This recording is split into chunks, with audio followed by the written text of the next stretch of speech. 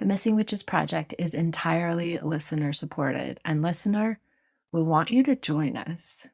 Do you want to be part of a community that helps make public research into marginalized ideas?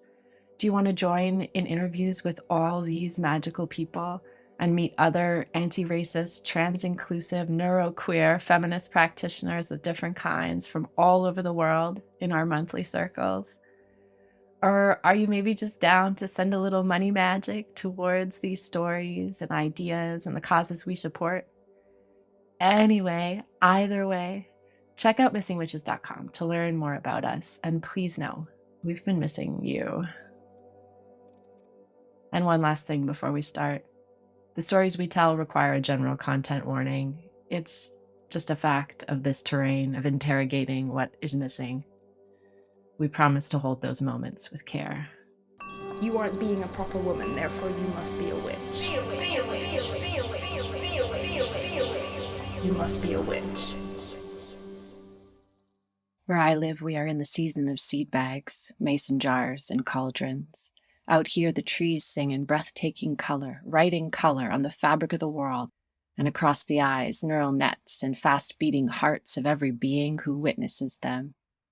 As if to burn a memory of color in us before we slip into the monochromatic months of snow. This time sings, we are here, we are here, remember us, we never disappear. To really listen to the stories of this season, I feel like I need to wrench my eyes off the hero's journey and broaden my perspective.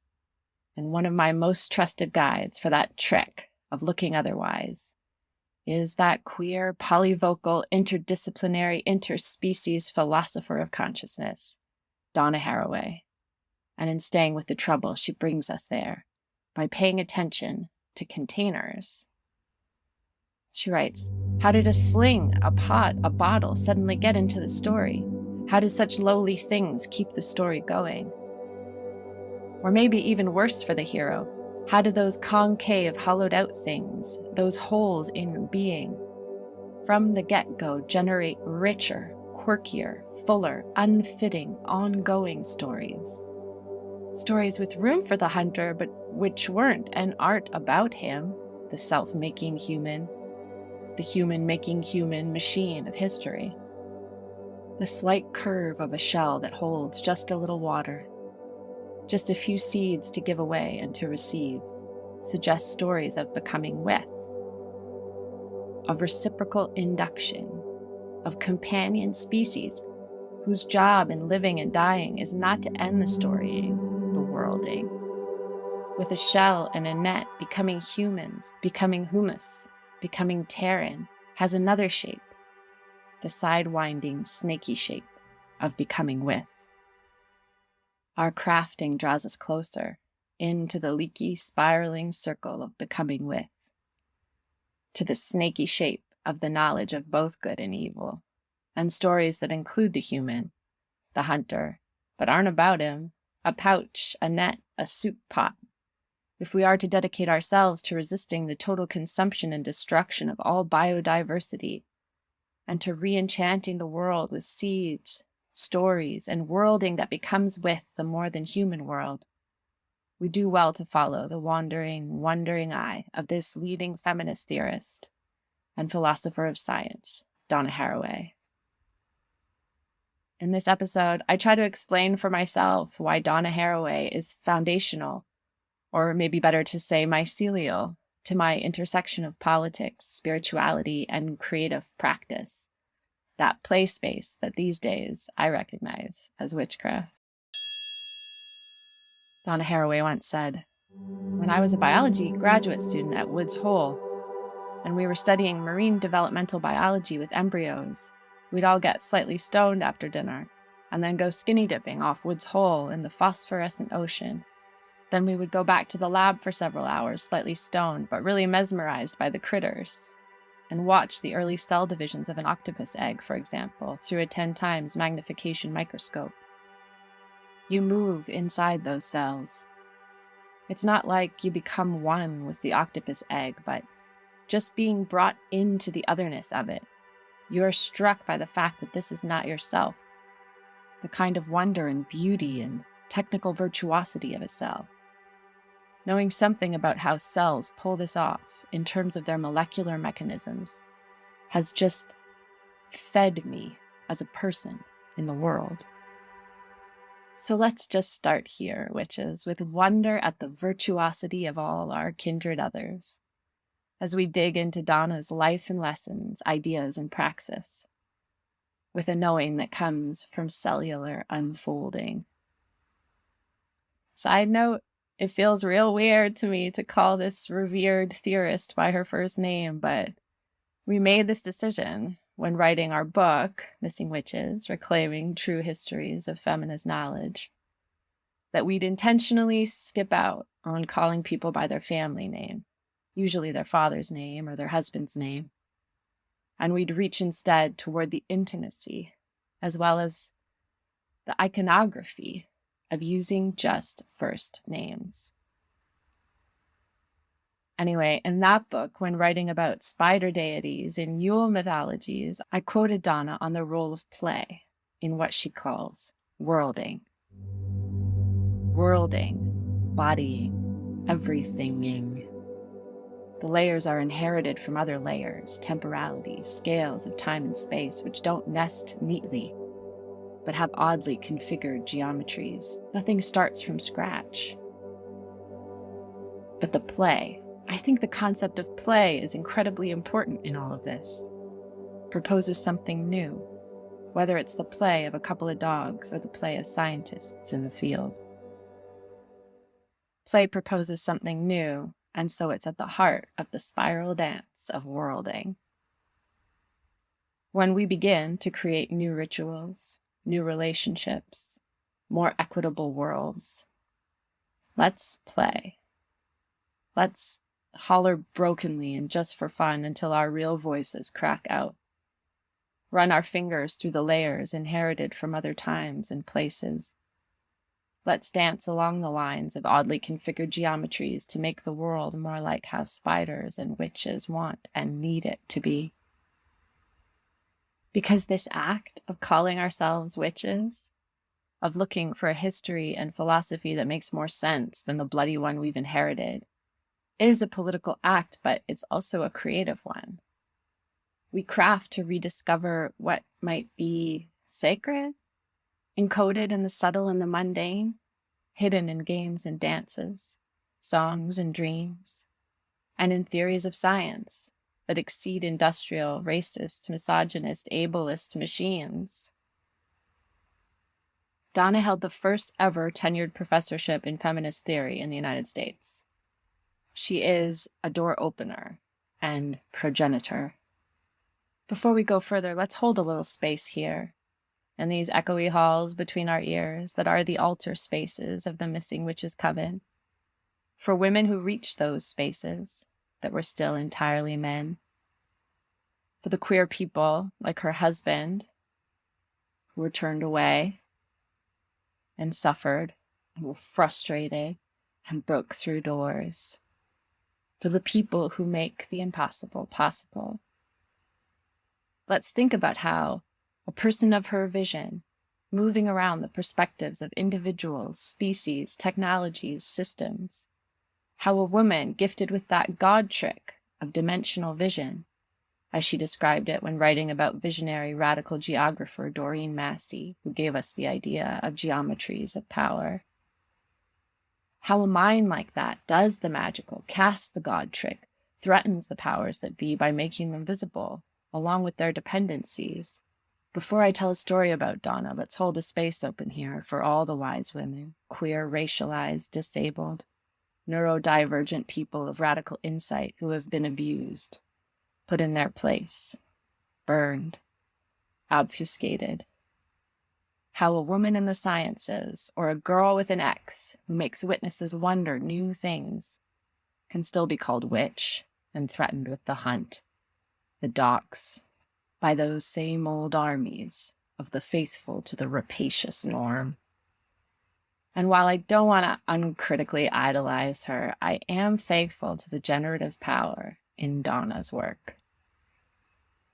To read her is to meet a steady stream of new thinkers, new thoughts, She's bountiful in her quotes and references to graduate students, artists, organizers, activists, and digging into the impact of her ideas is to meet a kaleidoscope of theorists who take her up and want her to go further.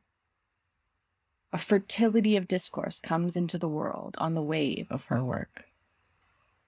She earned her PhD in biology at Yale in 1972, writing about the metaphors used to describe science, crystals and fabrics. She writes and teaches in science and technology studies, in feminist theory, and multi-species studies. She's been a thesis advisor for over 60 doctoral students. And you can tell in the way she writes that she's fueled and electrified by the ideas of all those people.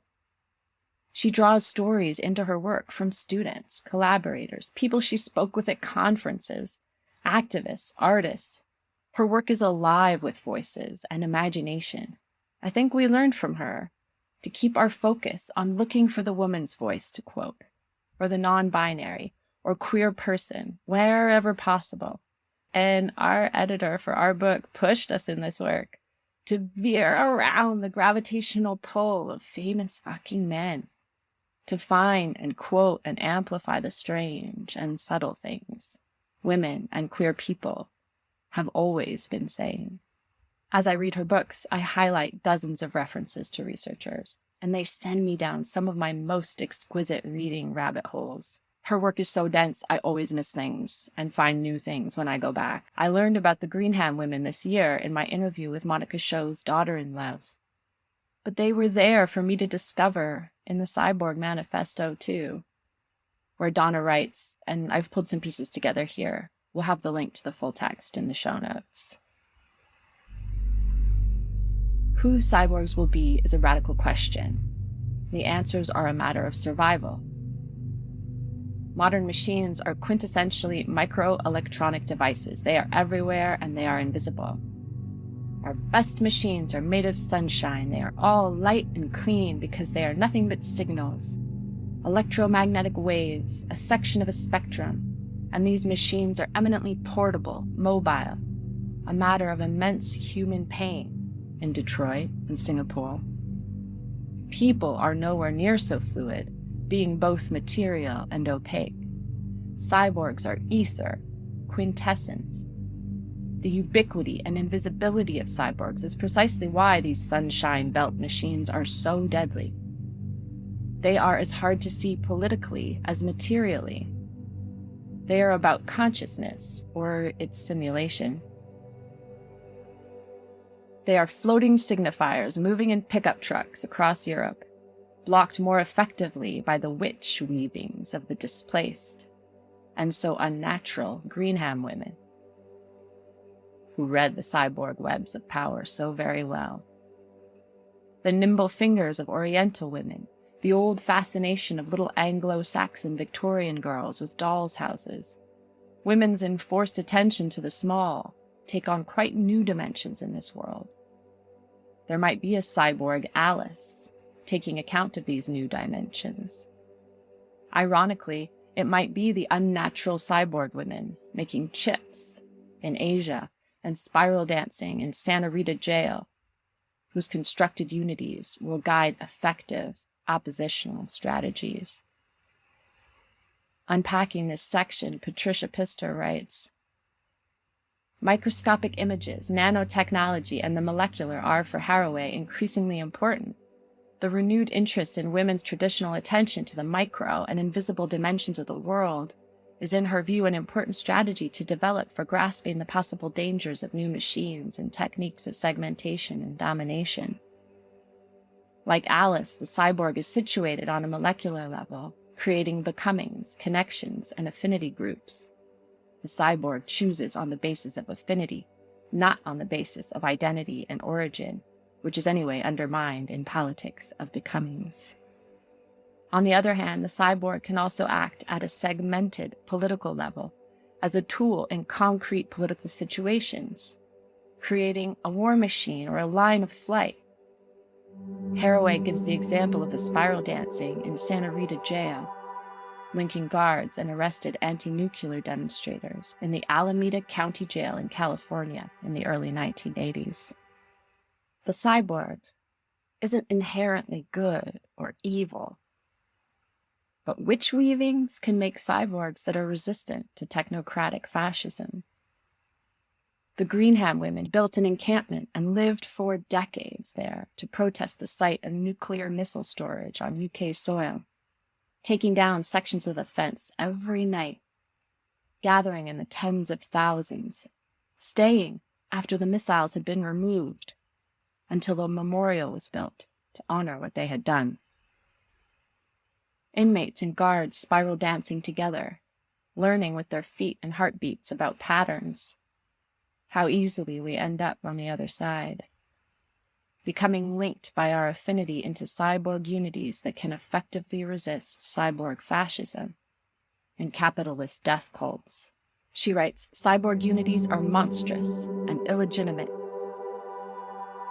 In our present political circumstances, we could hardly hope for more potent myths for resistance and recoupling. I like to imagine LAG, the Livermore Action Group, as a kind of cyborg society, dedicated to realistically converting the laboratories that most fiercely embody and spew out the tools of technological apocalypse, and committed to bringing a political form that actually manages to hold together witches, engineers, elders, perverts, Christians, mothers, and Leninists long enough to disarm the state. Haraway recognizes witch weavings. She references hundreds of activist groups in her writing. Her theory of science is rooted in science for the people, dedicated to orienting science away from war machines and planet destruction, towards research that studies and tackles inequality. She witch weaves social political realities with science using history as well as stories. Staying with the trouble includes speculative fiction, science fiction. She calls these string figures, and I picture the hours my mom and I spent playing cat's cradle, passing shapes back and forth between our hands in a rhythm, teaching each other about play and about patterns and about power. Okay, let's pull a god trick and time travel to 2003. I was in my first semester of grad school in Montreal when I read Donna Haraway's Cyborg Manifesto. It was the first major feminist theorist we read, and it just changed everything. I loved that she wrote a fucking manifesto, you know? Just start with that. The audacity. She'd go on to co-author the Tree Snail Manifesto with Michael J. Hadfield and the Companion Species Manifesto. Kim Stanley Robinson wrote, "These are crucial manifestos that changed the discourse and clarified our situation in the postmodern in stunning and beautiful ways. That we are animal and machine and human and full of potential is Donna Haraway's enduring and inspirational message. We are animal, machine, human, and full of potential. Donna opens potentials. Sometimes in interviews, people ask us, why witch, or when did that happen? And Amy says something like, there were only two things to be when I was a kid, witch or princess, and I knew I wasn't the princess. I felt that about witch in high school. I felt the potential twitching beyond the edges of my vision for something so much more than princess, good girl, two-dimensional love interest. I was a disruptive theater kid, and everything fell into place for me when I realized I wanted to play the villain. I wanted to embody witch. I was cast as the Snow Queen, the White Witch, and did this movement work where we imagined losing our bodies and then growing new animal bodies to help us find how to play our characters. And I became a kind of moth. Milkweed tussock, maybe, or blinded sphinx. Playing witch brought moths into my body of possibility. When she was in high school, Donna's mother died, and she says she froze in a way, and didn't feel the real pain and loss of that until her 40s, when she crossed the age her mother had been when she died. And Donna realized in her body that she wasn't actually her mother. Donna earned a Fulbright scholarship out of high school, studied in France, and came back and lived in a commune, and joined the anti-war and civil rights movements, did graduate studies at Yale, fell in love with and married a gay man, and had important relationships with women. And when it became clear that the marriage wouldn't work, they divorced, and not long after, he and his lover, and herself and her second husband, would buy land together in California and build a home there. In grad school, I was opened up by Donna's cyborg possibilities. The manifesto opened a new way of navigating what kind of body I was, what kind of relationships were possible. I felt that cyborg came close to explaining the way I felt, interpolated by technology. My energy all fritzed out from thinking about open source and the history of the theft of the commons, and spaces where the commons was being built anew, distributed across unstoppable archives. Planet-consuming archives. Learning audio and video editing and how websites work, crafting my first hypertext stories. I had a sense of being spread across the world and stitched into databases, singing in pixels, resonating across wires and on other people's screens. I had a migraine all the time. Being cyborg wasn't utopia, but it was part of my concrete lived reality. That year for Halloween, my friend Diane and I used bubble wrap and duct tape and computer parts and wires harvested from my boyfriend's bits of spare parts. He was building a supercomputer in our small apartment at the time, overheating the space at night by running time trials for fun. And we used those bits to fashion ourselves into cyborgs. We made these costumes and went out dancing, weaving ourselves into the late-night Montreal party scene and the heady grad school scene, and into our new identities as scholars, makers, adults. We were in our first year of an MA in media studies, and Haraway blew the top of our heads off. She was the most magical writer of contemporary theory and philosophy I had yet to discover. She opened up worlds of sight and possibility, and for me, her work worked on every other text like a philosopher's stone, revealing a greater context, a greener weaving beyond the famous men of theory. In the Cyborg Manifesto in 1991, she wrote, "Social reality is the lived social relations, our most important political construction, a world-changing fiction. The international women's movements have constructed women's experience as well as uncovered or discovered this crucial collective object. This experience is a fiction and fact of the most crucial political kind. Liberation rests on the construction of the consciousness, the imaginative apprehension of oppression, and so of possibility." The idea of world-changing fiction, of reaching for and nourishing liberation through the imaginative apprehension of oppression and of possibility, sits deep in me. Diane de Prima wrote on my soul, "The war is the war for the human imagination." Robin Maynard of Policing Black Lives and co-author with Leanne Bettis-Samosake Simpson's Rehearsal for Living wrote, "Abolition is imagination work. Anti-colonial struggle is imagination work. Conjure work. Science fiction in real time." Poet and essayist Oriel Marie said in our interview last week, "Being in a practice of conjuring, it's just reminding me that this world is a fabricated thing, too." Following Haraway, liberation rests on the construction of consciousness. How we imagine the world matters. Disability activist, writer, theorist, poet Gillian Weiss wrote, "Cyborgs are the disabled people. We already exist. Cyborgs are not a technocratic, transhumanist fantasy. Cyborgs are disabled people and we already exist. I die without batteries. I'm a circuited, networked, chronically ill human with a robot organ. Where do you place me in your cyborg imaginary?" Donna Haraway wrote us out of the theory, but we were the experiment. We are the first cyborgs. I totally missed this erasure when I was introduced to Haraway in school. I rode on euphoria waves of Donna's prose. Her gift is visionary eloquence. But maybe that eloquence sometimes misses. She tries to shift perspective, to draw other experiences and power dynamics into focus. But she is situated, and she has blind spots. She wrote, "Our politics these days require us to give each other the heart, to figure out how, with each other, we can open up possibilities, for what can still be. In an interview with Sarah Franklin in 2017, Haraway said, I run through some old-fashioned klutzy categories: race, sex, class, region, sexuality, gender, species. I pay attention. I know how fraught all those categories are, but I think those categories still do important work. I have developed kind of an alert system. Trying to do this means people will notice when you fail, when you are clunky with your clunky categories.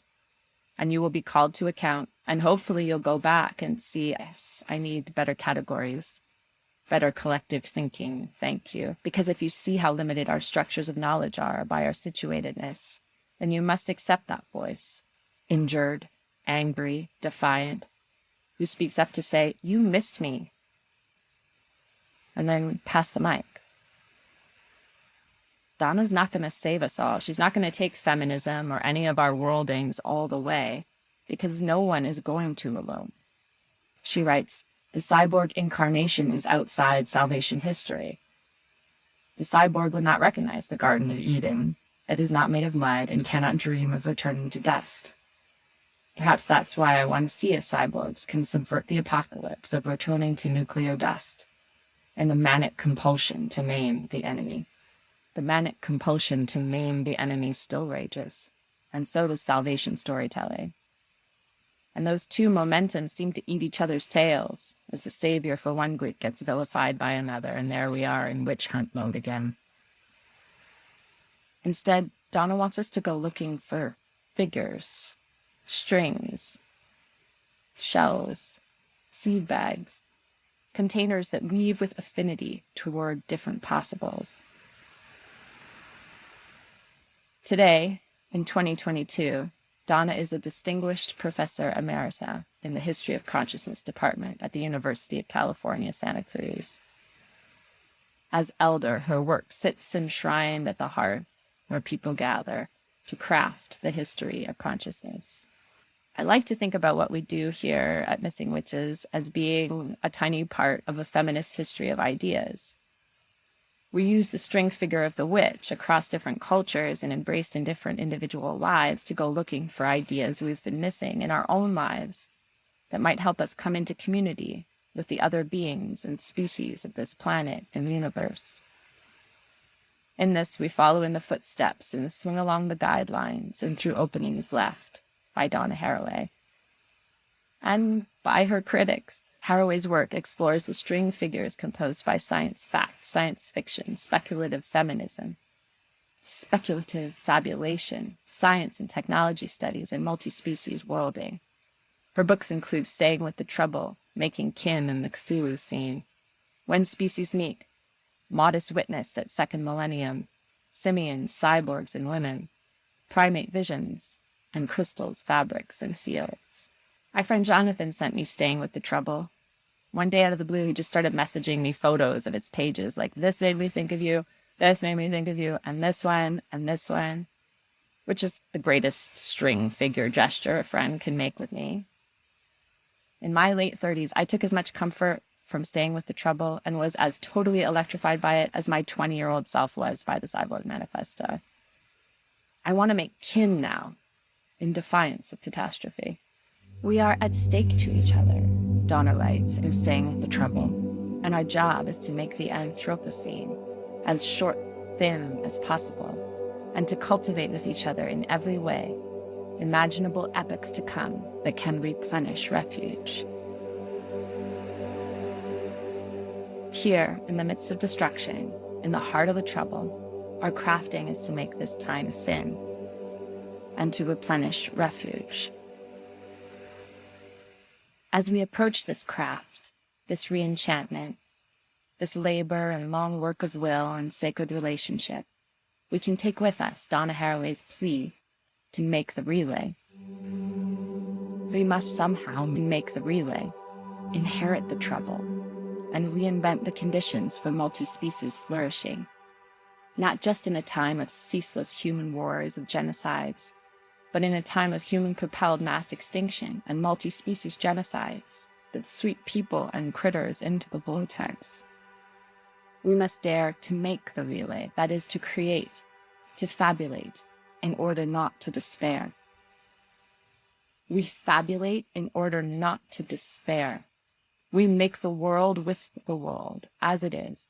This is work for witches, femme possibilities that have been both villainized and ridiculed, declawed and hunted, but always weaving, always dancing, always at the cauldron, trying to replenish. Rituals, elixirs, stories, spiral dances, theories, collectives, whole bubbling cauldrons full of potent becoming wit are a crucial part of how we make our desires material, how we feed each other, how we can learn about the people of all species, plants and fungi and microbes, indigenous to where we are and how they have been in community, and how we might feed, serve, heal that community. Haraway plays, makes relays in order not to despair. The cyborg is the most famous of her dances, but ideas like companion species take that explosive idea further. So does the concept of odd kin from Staying with the Trouble. She writes, "Kin is a wild category that all sorts of people do their best to domesticate, making kin as odd kin, rather than, or at least in addition to, god kin, and genealogical and biogenetic family, troubles important matters, like to whom one is actually responsible. Who lives and who dies, and how, in this kinship rather than that one? What shape is this kinship? Where and whom do its lines connect and disconnect? And so what? What must be cut and what must be tied if multi-species flourishing on Earth, including human and other than human beings in kinship, are to have a chance? Cyborgs are our odd kin. They are part of asking, what will we choose to be connected to? Who will we tie ourselves to? And what will we cut ourselves from to give multi-species flourishing a chance?" As Margaret Grebowitz and Helen Merrick write in their book Beyond the cyborg should be resituated as a minor member of the companion species family. These kin are Haraway's figures for exploding our conventional stories of the subject-object worlds of human and non-human others. She pulls on threads, exploding conventional subject-object relations, pulls out along lines of dimension to see from very, very far, and very close, and from odd angles. I appropriated cyborgs to do feminist work in Reagan's Star Wars times of the mid-'80s. By the end of the millennium, cyborgs could no longer do the work of a proper herding dog to gather up the threads needed for critical inquiry. I love playing with the idea of cyborg, but it's not quite all of me, not these days. I live with countless species here in the woods, but no pets. Companion species as a way of thinking beyond the human works well, but somehow the species with whom I am in a complex power dynamic are not really my companions. They're wild. There is a sunfish in our lake who visited us every day for 2 summers. May named them Cast Iron, and they tended their nest at our little beach and came close whenever we were in or by the water. And we dug up worms and swatted deer flies to feed them, but then one day they were gone. A family of red-headed mergansers rests on our lake for a few days each year, but then they go. A pair of loons summers here. Once in the night, we saw a coyote saunter down a neighbor's driveway, across the road, and slip into the woods. It keeps its own company. Sometimes I sit out at night and watch the bats make their arcs and twists of flight. And every year around this time, when it gets cool, but before it freezes, the air fills with these tiny, slow-moving bugs. These periwinkle poofs under their wings like they're wearing tutus. We call them fairies. Everyone who lives here does. And if you hold out your hand, they will come and rest on you.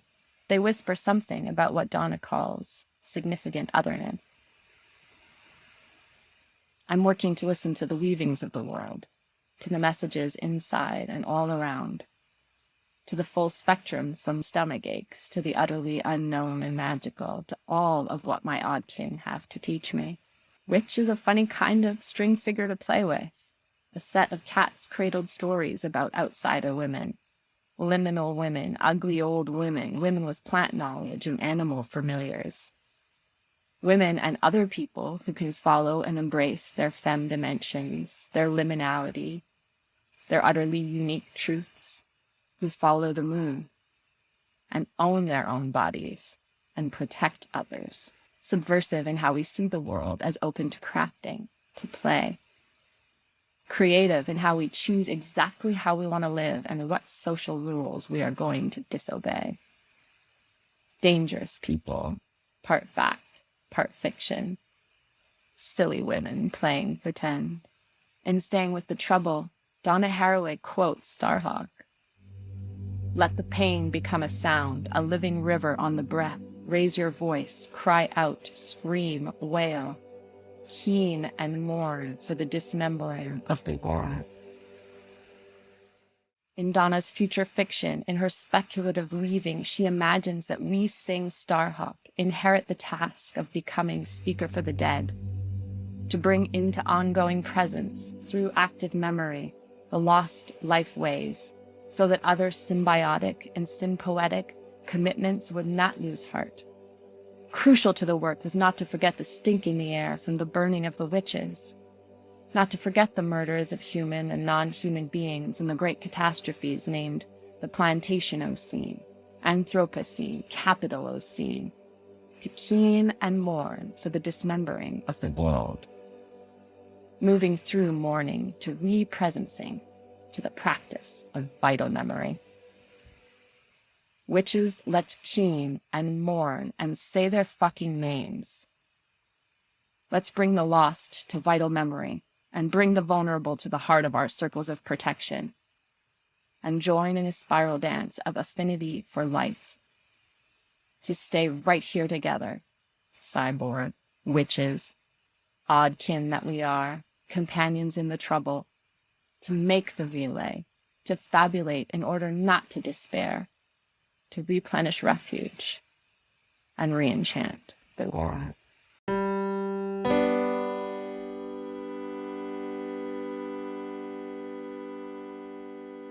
Okay. I feel totally unprepared to talk about Donna Haraway. I'm just like bowled over by her. I just want to think out loud about how like generative it is to think with her and how overwhelming it is. Like I Yes. eat like 100 pages looking up every reference and then I'm just like spent and I have to spiral my way back to her. Yeah. She's a lot. Yeah, I mean, it's like from primates to cyborgs, like Yeah. all of humanity is in there. Crystals. I watched an interview with her, and it's funny that you say like thinking with her, because that I think is like what she wants us to be doing Right. is like think, and I think that's what we want our coven to be doing too, is like think with us. Yes. That's I think She's the great like call from her in all her work. I immediately had to transcribe this from this interview. Reese, I'll send you the link so that we can have it in the show notes. She says, what is to be done in periods of profound historical earthly transformation that are extremely dangerous? I think thinking together, reading and writing and speaking and performing and dancing and growing and risking and working. Thinking is a complex materialist practice for somehow coming together to be less stupid. I just love that so much. Love it. You know, and that the twist ending where just when she's like starting to use this vocabulary and like intellectualizing a little bit, it's not about like being better or greater or smarter. It's just like, let's be less stupid together if we can in these ways. Like, thank you for that permission, Donna Haraway, just to be less stupid. I'll take it. If I could just be less stupid, that would be great. Yeah. And I think, you know, I mean, for somebody like myself who like I spent a lot of time just like living in my head and then sort of beating myself up for not being active and being too cerebral and not active enough, you know, and for her to say that like thinking is a materialist practice. Thinking is a materialist practice. I love that. Like I really want to give reverence to that, just like living in one's head, not all the time, but like remarking that as like a way that because we know that we're creating links between our brain cells and neurological pathways. Like our thoughts are more material than we give them credit for. But to allow myself these times of like just like thinking and having that as a sense of preparing, it is an action, you know. And for her to also include like dancing and taking risks, you know, taking risks in that, it's so, yeah, we've been speaking to so many people lately about just like being afraid and, you know, living in interesting times. What did she call it? Extremely dangerous, transformative times, something like that. But her advice is like, be together and dance and in some way be less stupid as a result. Anyway, thank you so much, Donna Haraway. So it takes a lot of pressure off, I feel like. I gotta pause for a second. I can hear May crying. I said what I wanted to say. I heard what I needed to hear. Bless a fucking beat.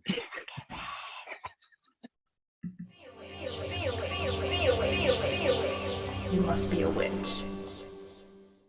The Missing Witches podcast is created by Risa Dickens and Amy Torok with insight and support from the Coven at patreon.com/missingwitches.